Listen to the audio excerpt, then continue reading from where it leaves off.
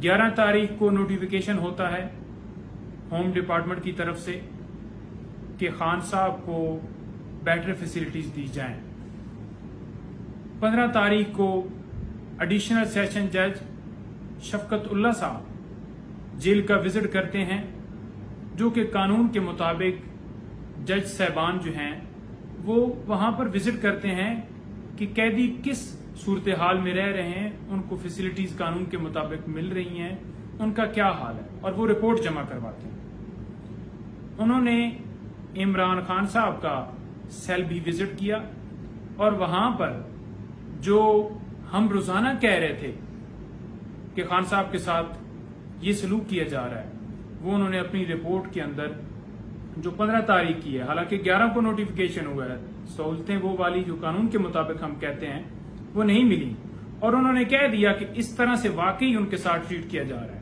साथ में उन्होंने हदायत की सुपरिटेंडेंट साहब को कि जनाब आप कानून के मुताबिक रूल जो जेल के हैं उनके मुताबिक ट्रीट करें, लेकिन अभी तक उनके साथ नहीं किया जा रहा।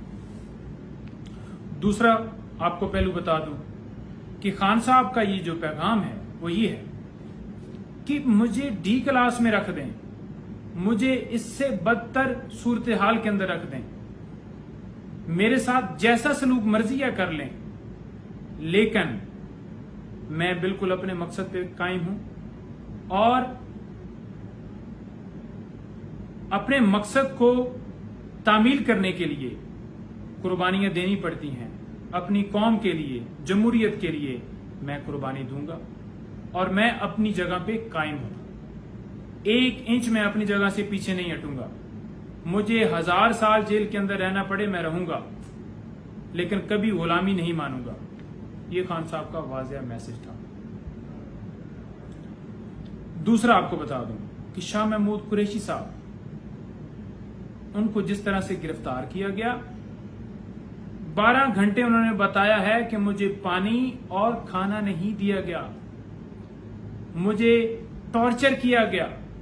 वहां पर थाने के अंदर जो सेल था उसके अंदर मैट्रेस तक नहीं था और मुझे फर्श के ऊपर लिटाया गया। कसूर क्या है? उन्होंने कहा मैंने कोई जुर्म नहीं किया, मैं हर चीज कौम को बता चुका हूं।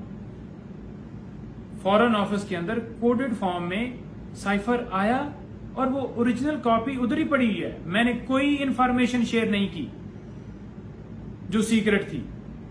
उसको डी क्लासिफाइड फॉर्म में कैबिनेट की मंजूरी से लाया गया और फिर उसकी जो कॉपियां हैं वो मुख्तलिफ जगहों के ऊपर मौजूद हैं। ना मैंने चोरी किया, ना मैंने किसी गलत बंदे को शेयर किया, तो मुझे फैब्रिकेटेड तरीके से इस FIR के अंदर नामजद किया। उन्होंने अपना मौकफ दे दिया, लेकिन उनके साथ जो सलूक किया जा रहा है वो कानून के मुताबिक नहीं है। उनके साथ कानून के मुताबिक बर्ताव होना चाहिए। जो आइन हमारा आवाम को, लोगों को प्रोटेक्शन देता है, उन्हें वो प्रोटेक्शन मिलनी चाहिए।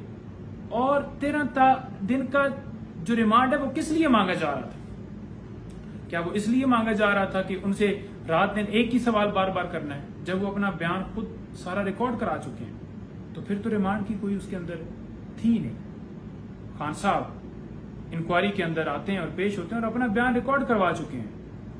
कोई उसके अंदर इस तरह के रिमांड की जरूरत ही नहीं। लेकिन आज उनका रिमांड किया गया। अब अदालत का फैसला है, हम बिल्कुल तस्लीम करते हैं, और जहां तक उसको चैलेंज करना वो भी हम मुशावरत हमारी जारी है कि रिमांड का कोई तुक नहीं बनता। हर अदालत का अपना एक एंगल है देखने का, लेकिन वो खान साहब के विजन के साथ खड़े हैं और पूरी पाकिस्तान तहरीक इंसाफ की जो जमात है उसका हर वर्कर, उसका हर लीडर इमरान खान साहब के विजन को इंडोर्स कर रहा है और उनके साथ डट के खड़ा है। किसी तरह से कोई घबराया हुआ नहीं है और ना उनका कोई कप्तान घबराया हुआ है। इंशाल्लाह हमारी सबसे जो मेन कोशिश है कि खान साहब को एक तो लॉ के मुताबिक ट्रीट किया जाए और दूसरा जल्दी से जल्दी खान साहब को हम बाहर लेके आए। Thank you.